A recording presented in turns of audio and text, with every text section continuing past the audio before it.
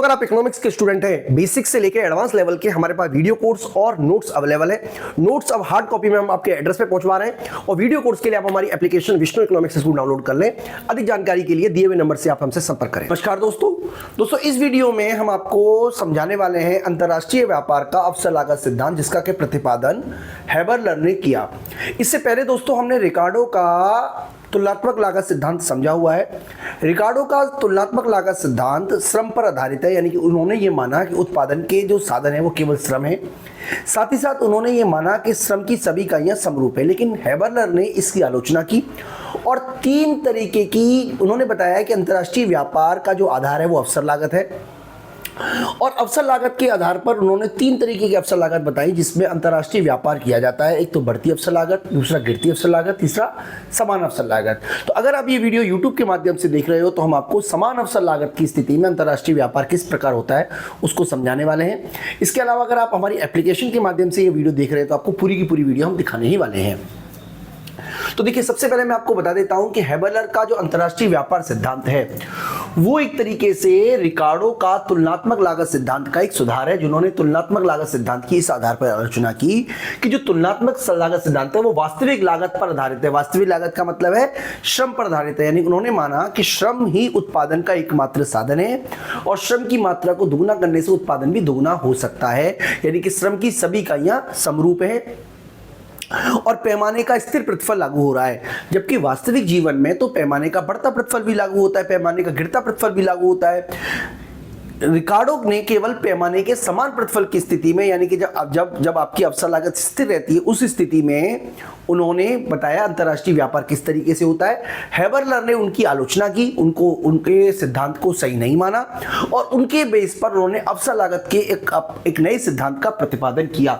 रिकार्डो का सिद्धांत केवल श्रम को ही उत्पादन का साधन मानता है, जबकि उत्पादन का एकमात्र साधन श्रम नहीं होता, बल्कि भूमि, पूंजी और उद्यमी भी साधन उत्पादन के लिए जरूरी होती है। इसीलिए यह सिद्धांत अवास्तविक मान्यताओं पर आधारित होता है। इसी कमी को दूर करने के लिए हैबरलर ने अवसर लागत की अवधारणा का प्रस्तुत किया, जो कि अधिक यथार्थवादी है। दोस्तों मैं आपको एक बार अवसर लागत का कंसेप्ट समझा देता हूं। हालांकि हमने ऑलरेडी अवसर लागत का कंसेप्ट पढ़ा होगा, मैं आपको एक बार फिर से समझा देता हूं।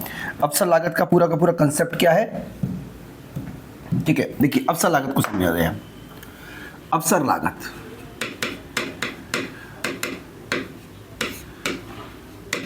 अवसर लागत का मतलब होता है, मैं अंतरराष्ट्रीय व्यापार के टर्म में समझा रहा हूं कि जब एक देश मान लीजिए निर्यात करता है, निर्यात का त्याग आयात की मात्रा के लिए, आयात की मात्रा के लिए,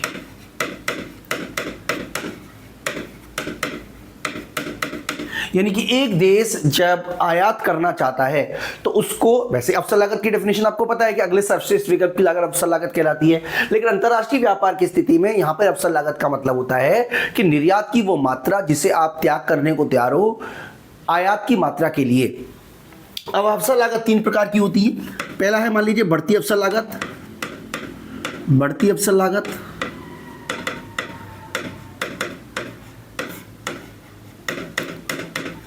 दूसरा है गिरती अवसर लागत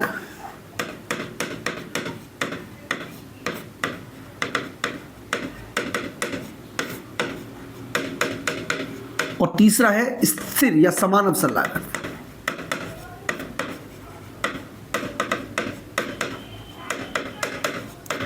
तो तीनों ही स्थिति में अंतरराष्ट्रीय व्यापार संभव है, लेकिन इस स्थिति में केवल आंशिक विशिष्टीकरण होगा, विशिष्टीकरण होगा,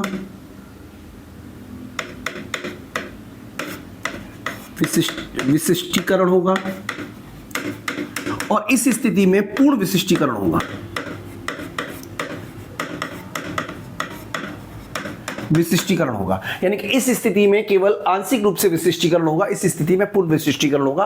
डिटेल में दोस्तों हम समझाएंगे, आपको सारी बातें समझ में आ जाएंगी।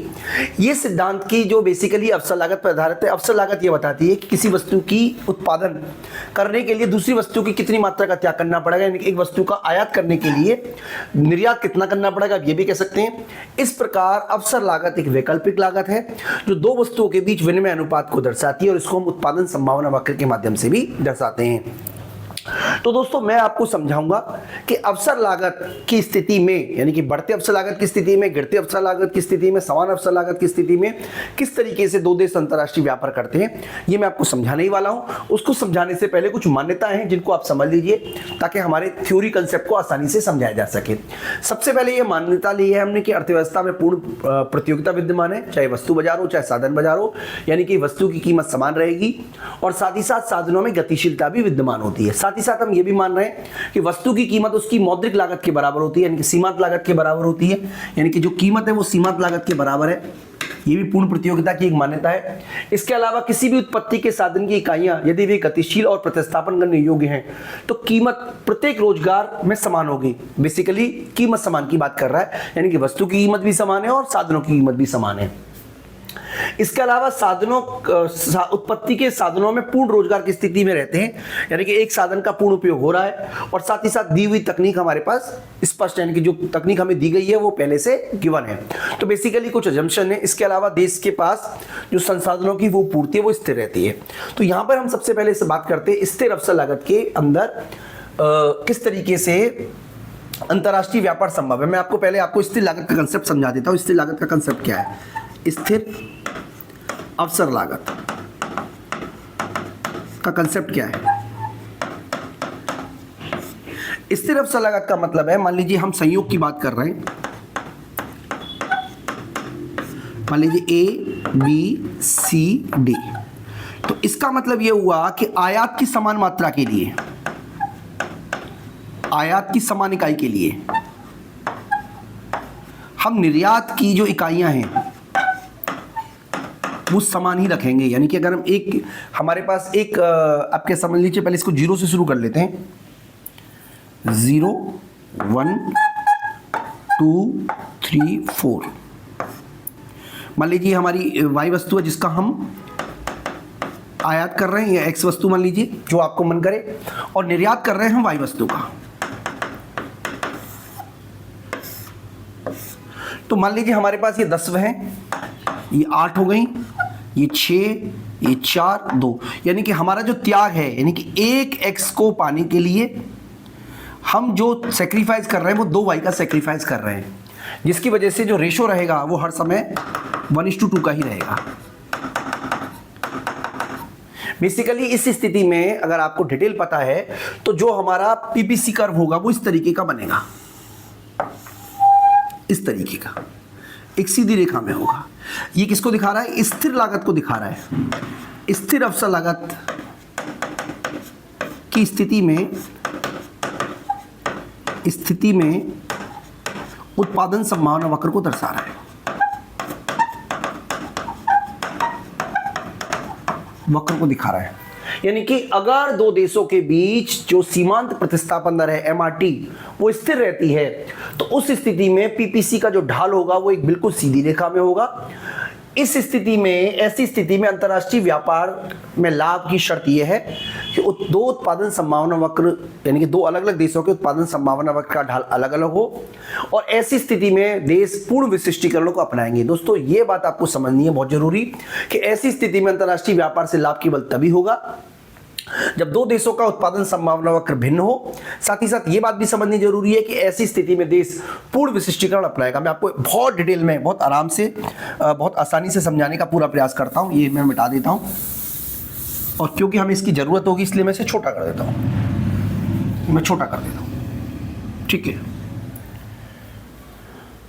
छोटा कर देते हैं, ठीक है। समझने की कोशिश कीजिएगा। देखिए ये मान लीजिए हम एक देश ले रहे हैं,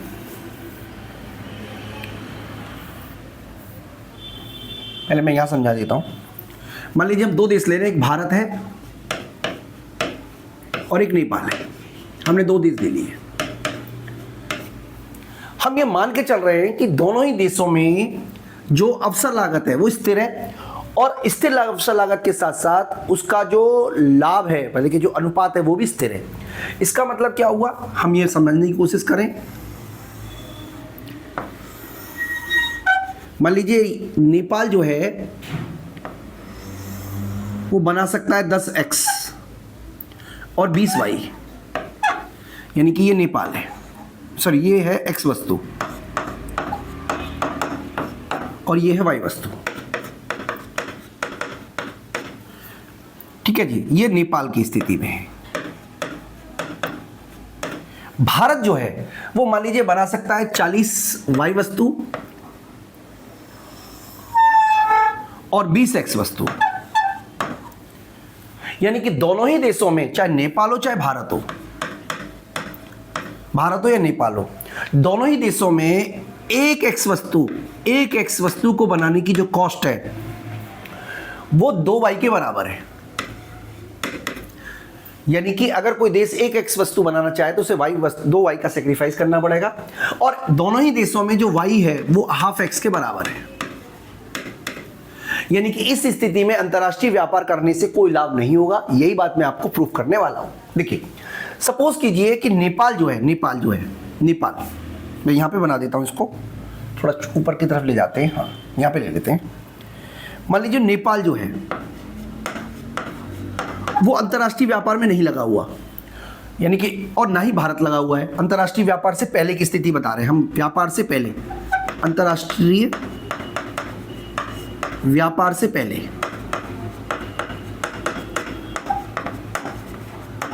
पूर्व की स्थिति है। नेपाल जो है वो मान लीजिए 5x बना पा रहा है अपने देश के लिए और 10 वाई बना लेता है, यानी कि उसकी जो जरूरत है वो 5x और 10 वाई बना के पूरी हो जाती है। जबकि भारत जो है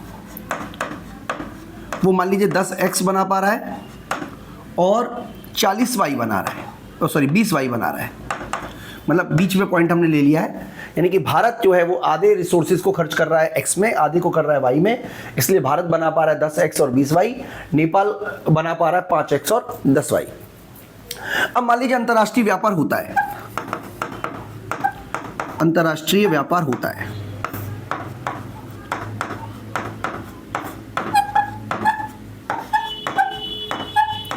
हम थोड़ी देर के लिए मान लेते हैं कि नेपाल केवल x वस्तु बनाएगा और भारत केवल y वस्तु बनाएगा। ऐसी स्थिति में नेपाल बना पा रहा है 10 x वस्तु और भारत बना पा रहा है 40 y वस्तु। ये तब है जब एक देश अंतरराष्ट्रीय व्यापार में विशिष्टीकरण को हासिल कर लेता है। इस स्थिति में अंतरराष्ट्रीय व्यापार से लाभ नहीं होगा, यही मैं आपको समझाने का प्रयास करूंगा दोस्तों। देखिए लाभ क्यों नहीं होगा, बहुत ध्यान से समझिएगा। अब मान लीजिए नेपाल क्या करता है, 5x को गिव अप कर देता है, क्योंकि उसकी जरूरत है ही नहीं 5x, क्योंकि उसकी जरूरत जो है वो 5x की है, जबकि उसने बना दी 10x की। तो दोनों ही देशों में एक x बनाना 2 y के बराबर है, यानी कि इस स्थिति में उसको 10 y मिल जाएंगी, यानी कि ये वो निर्यात करेगा और 10 वाई का आयात करेगा। क्योंकि हम ऑलरेडी पढ़ चुके हैं कि दोनों देशों में एक एक्स जो है वो 2 वाई के बराबर है। ठीक है जी, यानी कि इस स्थिति में क्या हुआ, उसके पास फिर से 5x रह जाएंगी और 10 वाई हो जाएंगी, जो कि पहले भी थी। यानी इस स्थिति में अंतरराष्ट्रीय व्यापार करने से नेपाल को कोई लाभ नहीं होगा।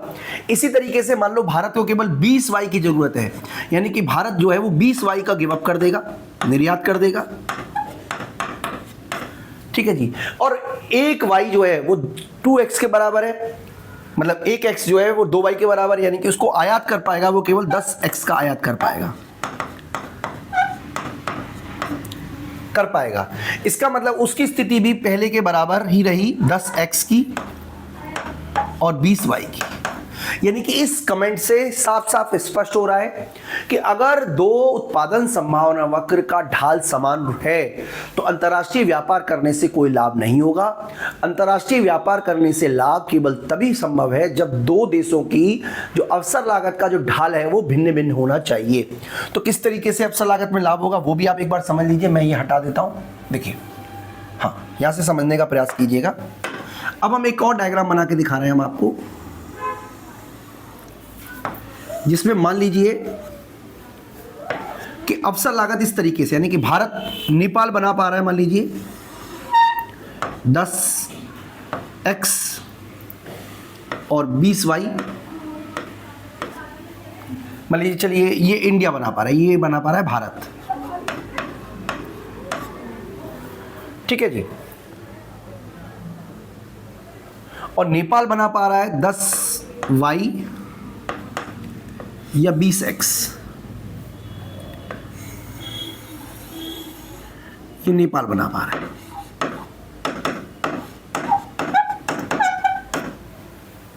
इस स्थिति में अंतर्राष्ट्रीय व्यापार करने से 100% लाभ होगा। मैं आपको समझाऊंगा कैसे। मान लीजिए भारत की बात करें, भारत की, तो भारत में x बनाना कितने पड़ रहा है? भारत में x जो है वो 10x 20y के बराबर है, यानी कि 10x किसके बराबर है? 20y के। तो भारत अगर x बनाता है तो x बराबर कितना पड़ेगा? 2y। ठीक है जी। जबकि भारत अगर y बनाता है तो भारत में y कितना पड़ेगा? इधर ले जाएंगे 0.5x, यानी कि भारत में y बनाना सस्ता पड़ेगा, y बनाना सस्ता है। ठीक है जी। इसी तरीके से, लेकिन भारत क्या कर रहा है? अपने मतलब भारत जो है अपने रिसोर्सेज को x और y दोनों पे खर्च कर रहा है। इसलिए हम ये मान लेते हैं कि शुरुआत में भारत 10x और 5y बना रहा है, तब जब अंतर्राष्ट्रीय व्यापार नहीं है, अंतर्राष्ट्रीय व्यापार नहीं है तब इस तरीके का कर पा रहा है। अब बात करें नेपाल की, तो नेपाल जो है, नेपाल की स्थिति बात करें तो नेपाल में स्थिति यह है कि 10y 20x के बराबर है, यानी कि नेपाल में जो x बनाने की कॉस्ट आ रही है वो आ रही है 0.5y, जबकि y बनाने की कॉस्ट आ रही है 2x, यानी कि यहां पे x बनाना सस्ता है। तो अगर अब वो व्यापार नहीं करता, अंतर्राष्ट्रीय व्यापार नहीं करता, तो नेपाल जो है वो 5y बना रहा है और 10x बना रहा है। अब मान लीजिए देश अंतर्राष्ट्रीय व्यापार करते हैं, अंतर्राष्ट्रीय व्यापार करते हैं,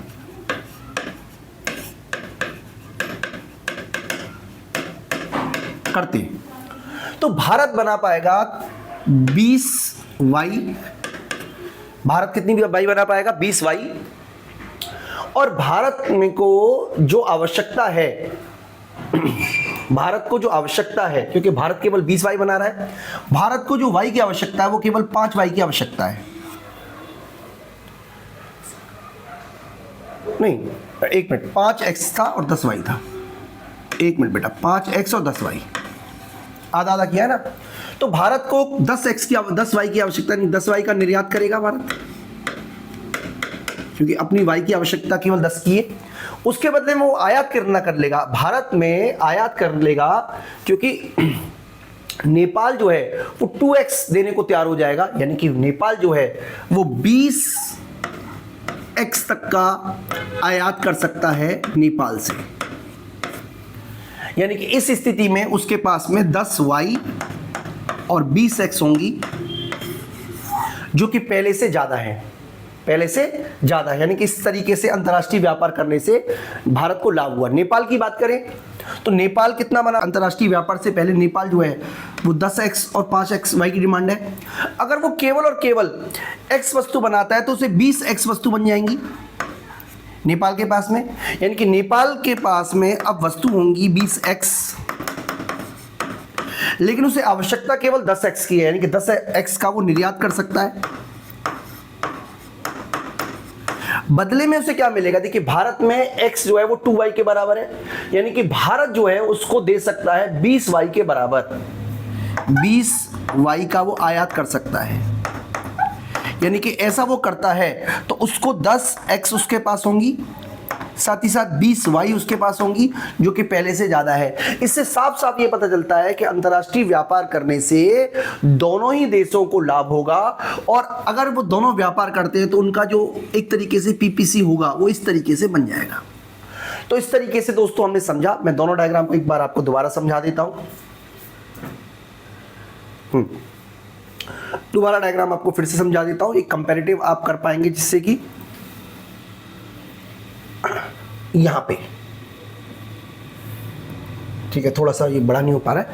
खैर, तो बेसिकली यहां पे समझाने का कोशिश की है कि अगर दो देशों के बीच जो अवसर लागत है वो स्थिर हो, लेकिन अगर उसका ढाल समान हो, तो उत्पादन तो अंतर्राष्ट्रीय व्यापार नहीं होगा, व्यापार से लाभ नहीं होगा। अंतर्राष्ट्रीय व्यापार से लाभ तभी होगा जब उसका जो ढाल है वो भिन्न भिन्न है, यानी कि ये भारत का है, ये नेपाल का है, ये भारत का है, तो अंतर्राष्ट्रीय व्यापार से लाभ होगा। इसी तरीके से अगर ढाल इस तरीके का भी है, इस तरीके का भी ढाल है, इस तरीके का ढाल है, इस तरीके का ढाल है। मान लीजिए ये x वस्तु है, ये y वस्तु है, ये भारत का है, ये नेपाल का है, और ये भी है, ये भी है, दोनों में अलग अलग है। ये भारत का है तो भी अंतर्राष्ट्रीय व्यापार करने से लाभ हो सकता है, और इस तरीके का है जिसमें केवल एक वस्तु में ही दक्षता है तो भी अंतर्राष्ट्रीय व्यापार करने से लाभ हो सकता है।